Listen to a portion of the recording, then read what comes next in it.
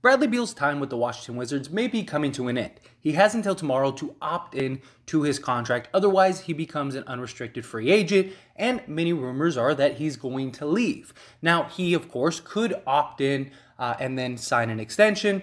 He could opt in at any point. I mean, he could opt in while you're watching this video even. So he does still have time, but many believe that he will opt out and then sign the extension. However, that doesn't make a ton of sense, right? Prior to these recent reports, there were reports that he was done, that he wanted to leave. He even had the Bleacher Report interview where he talked about how he just wants to win. He doesn't care about the money. He will go elsewhere if it leads to him winning for NBA championships, things like that.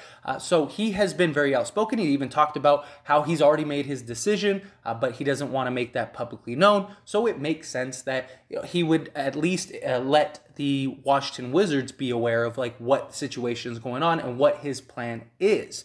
But to have him basically forego $36 million and then sign the extension where he could opt in, get that $36 million, and then file the extension, it doesn't make a ton of sense that he would opt out and just leave that money on the table unless he had plans to go elsewhere. But maybe he just wants to get that secured money. There's always ways to go about it. But of course, as long as Bradley Beal is potentially available, there are rumors that he may go to another team, and that team being the Los Angeles Lakers. It is being reported that Russell Westbrook for Bradley Beal trade is alive and well and actually could be a possibility. Now, I think that this either goes one of two ways. I think that this either becomes a 3-team deal and another team takes Russell Westbrook, and then the Lakers end up with Bradley Beal, kind of like what was being speculated with the Kyrie Irving, which that is also apparently in play. But going off of just this, the idea is that either that happens, 3-team deal, or it would be something along the lines of, Westbrook, maybe a Kuzma, something like that, and then the Lakers would give up their 2 draft picks, Russell Westbrook, and maybe THT, something along those lines. They would figure it out and make it work. But apparently this is alive and well. The issue is I don't see the Wizards doing this unless Bradley Beal says, I will only go in a trade to the Lakers. Now, if Bradley Beal feels like the Lakers is his best place to go, and he feels like that's the place that he can go and win a championship with, you got LeBron James, you got Anthony Davis, if I go there, we're immediately a contender, I'm playing for championships, then yes, then this could happen. Because the Los Angeles Lakers have all the leverage at that point, right? Because Bradley Beal could still not opt in and just be a free agent and go elsewhere and just say, do you want to get assets from me or not? I can just leave and go somewhere else. I could sign with the Lakers for the mid-level, right? That was what the Kyrie Irving threat was. The only difference is that Bradley Beal still hasn't signed yet. So that's a big thing too. And again, it's very likely he could opt in. It's very likely that, all of this could just blow over later today or tomorrow at some point. And then Thursday, we jump into free agency. But the fact that Bradley Beal has not opted in and pretty much everyone else has is a little bit concerning because Washington is going to give Bradley Beal whatever he wants. Bradley Beal is going to have no issues getting that max extension if that's what he wants. And the talk is that the only reason he would sign that max extension is to kind of just, let's secure the money. And then once we secure the money, then I can work with them to get me traded elsewhere. But at that point, it's like, is that something that Washington would want to do? Like Washington, if they're going to give you all that money, they're hoping that you're staying there, right? But the Washington Wizards, they don't have anything really. Bradley Beal is not on a team that's a contender by any means. I mean, they're at best case fighting for a play-in, maybe the 6th seed, and they don't have any up-and-coming stars. They don't have any just standout young talented players. They're a middle-of-the-pack team. And Kristaps Porzingis isn't going to change that for the Washington Wizards. He can't even stay on the court half the time. And even if he can, let's say he is the best Kristaps we've ever seen.